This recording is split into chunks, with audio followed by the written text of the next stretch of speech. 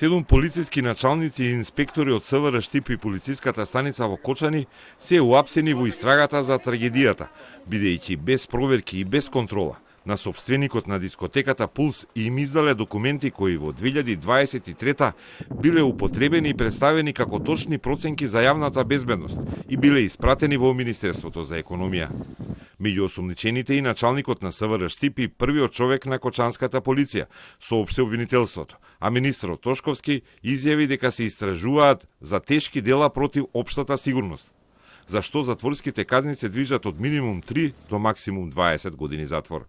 Првиот како главен инспектор за сообраќајни работи во оделението за полиција при СВР Штип и вториот како самостоен инспектор за планирање, резервен состав, превенција и справување со кризни состојби, констатирале дека кабарето ги исполнува законските услови во делот на заштита на јавен ред и мир и во делот на сообраќај.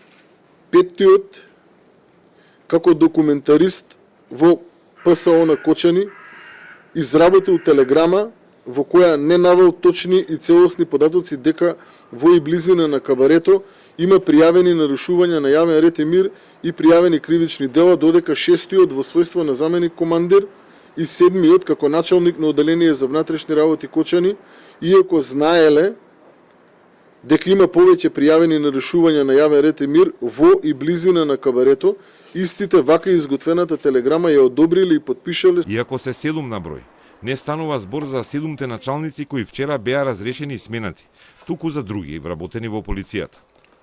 Со се нив, под истрага се вкупно 26 мина. За 18 е определен краткотраен 48 часовен притвор, а приведено и задржано е уште едно лице од Министерството за економија. Е поврзано со овој кривично правен настан, а притоа е едно од раководните лица и во овој момент во Министерството за економија. Многу пропусти имало во функционирањето и издавањето на лиценците на ноќни клубови, кабареа и дискотеки. Тошковски тврди дека нашле уште една фалсификувана лиценца на клуб во Скопје кој не го именуваше.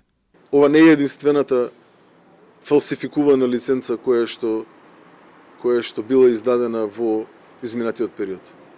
Има најмалку уште една, која што досега имаат откриен. Таа е согласно првичните информации за Скопје. Утрово во Куманово пак бил приведен сопственик на кабаре кој пред контролите на пазарната инспекција внесувал против пожарни апарати во објектот, а при претресот во клубот му е најдена и пиротехника.